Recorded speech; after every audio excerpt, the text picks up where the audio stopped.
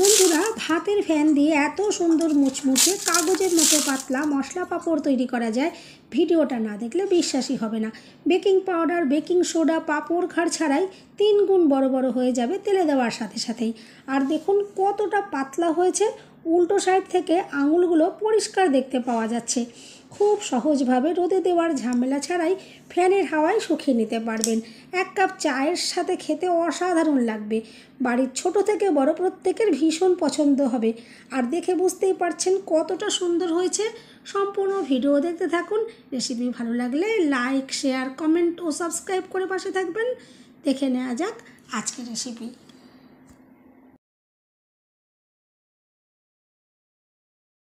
নমস্কার বন্ধুরা, আমি পাপড়ি পদ্মাবতী ফুড ক্রিয়েশনে আপনাদের সবাইকে স্বাগত।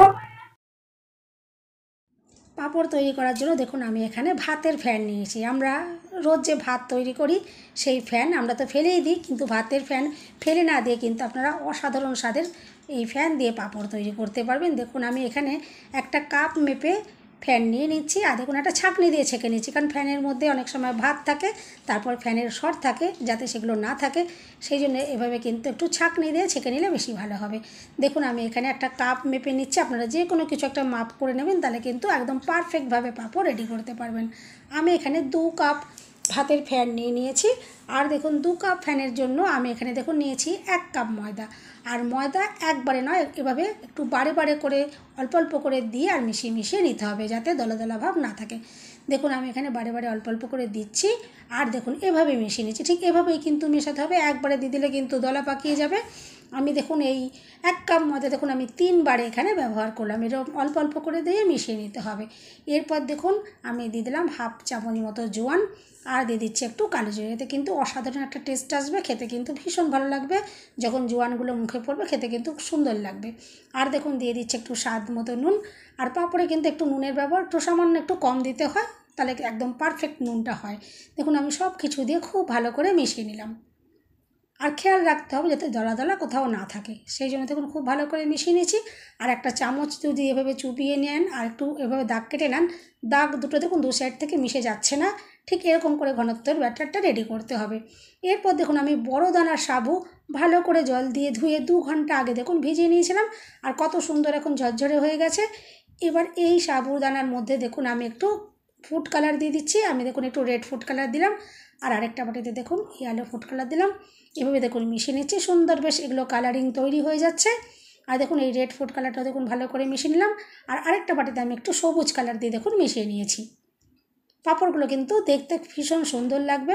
আর দেখুন একটা কড়াইতে আমি জল কিছুটা এভাবে দিয়ে দেখুন গরম করতে বসিয়ে দিলাম একটা চাপা দিয়ে। এখন দেখুন আমি পাঁপড়টা রেডি করে নেব। তার জন্য আমি দেখুন এখানে প্লেট নিয়েছি, আপনারা কিন্তু যে কোনো সাইজের প্লেট, থালা এগুলো নিতে পারেন। আমি দেখুন প্লেট নিয়েছি, আর এই প্লেটের মধ্যে আমি একটু জল বুলিয়ে দিয়েছি।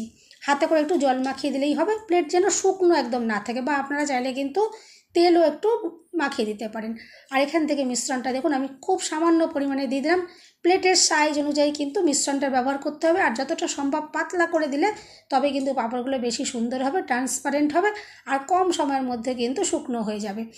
এখন দেখুন আমি এখানে এই যে কালারিং সাবুদানাগুলো তৈরি করে রেখেছিলাম সেগুলো দেখুন এখানে ওপর দিয়ে দিয়ে দিচ্ছি। এতে যেমন দেখতে সুন্দর লাগবে, তেমনি খাবার সময় কিন্তু এই সাবুদানাগুলো মুখে পড়লে কিন্তু খুবই সুন্দর লাগে। দেখুন আমি এভাবে একটু সাজিয়ে নিলাম। দেখুন একটা প্লেট রেডি হয়ে গেল। একসাথে কিন্তু আপনারা যদি 3-4টে প্লেট একসাথে রেডি করে নেন, তাহলে কিন্তু পাঁপড় তৈরিটা খুব সহজ হয়ে যায়। কারণ এই পাঁপড়গুলো তৈরি করতে কিন্তু একদমই সময় লাগবে না, মাত্র 30 সেকেন্ড কিন্তু ভাপিয়ে নিলেই কিন্তু হয়ে যাবে। দেখুন জলটা আমি ফুটতে বসিয়ে দিয়েছিলাম, এখন দেখুন জলটা ফুটে গেছে। এরপর দেখুন স্ট্যান্ডের উপরে আমি একটা বাটি দিয়ে দিয়েছি, নাহলে কিন্তু প্লেটটা যেটা বসাচ্ছি বড্ড নিচু হয়ে যেত, সেই জন্য এভাবে একটু উঁচু করে নিয়েছি, নাহলে এর মধ্যে জল ঢুকে যাবে। আর দেখুন খুব ভালো করে চাপাটা ওপর থেকে দিতে হবে, জলের বাষ্পটা যেন বাইরে বেরিয়ে না যায়। বাষ্প যদি বাইরে বেরিয়ে যায় তাহলে কিন্তু পাঁপড় তৈরি হতে সময় বেশি লেগে যাবে। আর দেখুন এটা আমি বসিয়ে দিলাম। আর এবার দেখুন আমি আরও 2টো প্লেট এই টাইমের মধ্যে দেখুন রেডি করে নিচ্ছি। আর আগেই বলেছি সময় কিন্তু মাত্র 30 সেকেন্ড লাগবে, 30 সেকেন্ডের মধ্যেই কিন্তু পাঁপড়টা কিন্তু রেডি হয়ে যাবে। এরপর দেখুন আমি ছোট ছোট প্লেট একটু আপনাদেরকে দেখিয়ে দিচ্ছি। এখানে দেখুন আমি একটু তেল এভাবে ব্রাশ করে দিলাম, আর তেল বা জল যা কিছু আপনারা এখানে ব্রাশ করতে পারেন। আর খুব সামান্য পরিমাণে দেখুন আমি দিয়েছি, আর যত সম্ভব পাতলা পাতলা করে তৈরি করে নিতে হবে, তাহলে কিন্তু পাঁপড়গুলো খেতে খুবই সুন্দর হবে। আর দেখুন এখানেও আমি সামান্য পরিমাণে মিশ্রণ দিয়ে দিলাম আর একইভাবে দেখুন রেডি করে নিচ্ছি। বন্ধুরা রেসিপিটা ভালো লাগলে একটা লাইক দিতে কিন্তু একদম ভুলবেন না। চ্যানেলটা সাবস্ক্রাইব করে আমার পাশে থাকার অনুরোধ রইল। বেল বাটন ক্লিক করে রাখবেন, আমি যখনই নতুন ভিডিও আপলোড করব সঙ্গে সঙ্গে নোটিফিকেশান সবার আগে আপনি পেয়ে যাবেন। দেখুন আমি যে সাবুদানাগুলো রেডি করে রেখেছিলাম কালারিং, সেগুলো দেখুন উপর থেকে দিয়ে দিচ্ছি। আর কতটা যে দুর্দান্ত দেখতে লাগছে, বাড়িতে বাচ্চা থাকলে বাচ্চাদের কিন্তু ভীষণ পছন্দ হবে। আর শুধু বাচ্চা নয়, বড়োদেরও কিন্তু এগুলো খুবই পছন্দ হবে। গরম গরম চায়ের সাথে কিন্তু সুন্দর লাগবে। আর ডাল ভাতের সাথেও কিন্তু আপনারা এই পাঁপড়গুলো খেতে পারেন, তাতেও কিন্তু খুবই অসাধারণ লাগবে। দেখুন ওই পাঁপড়টা আমি নামিয়ে নিয়েছি। আর দেখুন ছোটো যে প্লেটে রেডি করলাম সেগুলো দেখুন আমি আর বসিয়ে দিলাম। আর মাঝে মাঝে কিন্তু একটু জলটা খেয়াল রাখতে হবে, কারণ ভেতরে কড়াইতে যদি জলটা কমে যায় তখন কিন্তু এখানে জল আবার অ্যাড করতে হবে। আর দেখুন যে এই পাঁপড়টা আমি ভাপিয়ে নামিয়ে নিয়েছি, তার উপর দেখুন এভাবে দেখুন আমি জল ঢেলে দিলাম। আর এভাবে কিন্তু জল দিয়েই কিন্তু এটাকে খুলে নিতে হবে, কারণ এটা কিন্তু যদি আপনারা শুকনোটা ছাড়াতে যান তাহলে কিন্তু উঠবে না, ভেঙে যাবে। এভাবে যদি জল দিয়ে দেন তাহলে কিন্তু দেখুন খুব ইজিলি এটা তুলে নিতে পারবেন। সাইড থেকে একটু ছুরি দিয়ে আমি কেটে দিচ্ছি। আর দেখুন একটুখানি ছাড়িয়ে ছাড়িয়ে দিচ্ছি। আর এরপর একটু টানলেই কিন্তু দেখবেন সুন্দরভাবে উঠে আসবে। আর অবশ্যই কিন্তু এখানে জল দিতে কিন্তু একদম ভুলবেন না, জল দিয়ে তবেই কিন্তু এটা উঠবে। দেখুন আমি জল দিয়ে এটাকে তুলে নিয়েছি। আর এটাকে আমি দেখুন প্লাস্টিকের মধ্যে ভেবে ফেলে দিচ্ছি। আর বাকি পাঁপড়গুলো ঠিক আমি একইভাবেই দেখবেন রেডি করে নেব। আর যেই পাঁপড়গুলো দেখুন আমি বসিয়েছিলাম ছোটো প্লেটে, সেগুলোকে দেখুন এখন নামিয়ে নিচ্ছি। এগুলোকে আমি একটু কীভাবে তুলবো সেটাও আপনাদেরকে দেখিয়ে দিই। আর আরেকটা পাঁপড় দেখুন আমি এই টাইমের মধ্যে রেডি করে নিচ্ছি, সেটাকে আবার ভাপাতে বসিয়ে দিয়েছি। আর দেখুন এই ছোটো প্লেটটা দেখুন আমি বড় একটা জায়গাতে জল নিয়েছি, জলের ভিতরে দেখুন এভাবে চুবিয়ে দিলাম। আর দেখুন সাইড থেকে কেটে দিচ্ছি। আর এভাবে দেখুন হাতে টানলেই কিন্তু কত ইজিলিভাবে উঠে যাবে।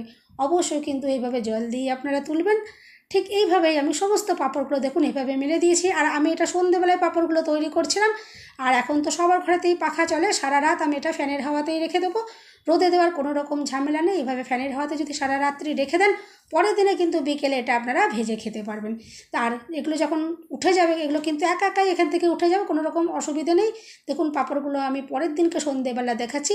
সমস্ত পাঁপড়গুলো কিন্তু অটোমেটিকই প্লাস্টিক থেকে ছেড়ে গেছে। আর দেখুন কতটা যে ট্রান্সপারেন্ট হয়েছে আপনারা তো দেখে বুঝতেই পারছেন। একদম ভীষণই পাতলা তৈরি হয়েছে। দেখুন আঙুলগুলো দেখুন উল্টো সাইড থেকে দেখুন কী সুন্দর দেখতে পাওয়া যাচ্ছে, এতটাই পাতলা ট্রান্সপারেন্ট হয়েছে। আর খেতে কিন্তু খুবই অসাধারণ হবে। এরপর দেখুন আমি একটু তেলে ভেজে আপনাদেরকে দেখিয়ে দিচ্ছি। দেখুন বেকিং পাউডার, বেকিং সোডা সব কিছু ছাড়াই দেখুন পাঁপড়গুলো কতটা বড় বড় সাইজে হয়ে যাচ্ছে, একদম 3 গুণ কিন্তু বড় বড় হয়ে গেছে। আপনারা তো দেখে বুঝতেই পারেন। আর খেতে কিন্তু ভীষণই মুচমুচে, ভীষণই টেস্টি। এভাবে কিন্তু আপনারা বাড়িতে ট্রাই করে দেখতে পারেন। আমি আশা করছি আপনাদের কিন্তু রেসিপিটা ভালো লাগবে। আর দেখুন আমি কয়েকটা পাঁপড় একটু আপনাদেরকে একটু ভেজে দেখিয়ে দিই। আর এরপর এখান থেকে একটু ভেঙেও দেখাবো, আপনারা দেখে বুঝতেই পারবেন যে কতটা মুচমুচে আর ক্রিস্পি তৈরি হয়েছে। আর বন্ধুরা আপনারা যদি এটা সারা বছর জুড়ে সংরক্ষণ করতে চান তাহলে কিন্তু শুধু ফ্যানের হাওয়ায় শুকিয়ে নিলে হবে না, তাহলে কিন্তু অবশ্যই যদি রোদের যদি একদিন খুব ভালো করে শুকিয়ে নেন আর এয়ার টাইট কন্টেনারে যদি রেখে দেন, তাহলে কিন্তু আপনারা সারা বছর জুড়ে কিন্তু এটা সংরক্ষণ করে রাখতে পারবেন আর খেতে পারবেন। এরপর দেখুন আমি এখান থেকে কিছুটা পরিমাণে পাঁপড় ভেজে নিয়েছি, সব কিন্তু পাঁপড় আমি ভাজিনি। আর অল্প কটাতেই দেখুন কত একদম এক থালা দেখুন ভর্তি হয়ে গেছে। আর দেখে তো বুঝতেই পারছেন যে কতটা অসাধারণ লাগছে। বাড়ির প্রত্যেকের কিন্তু এটা ভীষণ পছন্দ হবে, ছোট বড় প্রত্যেকের কিন্তু এটা খুবই পছন্দ হবে।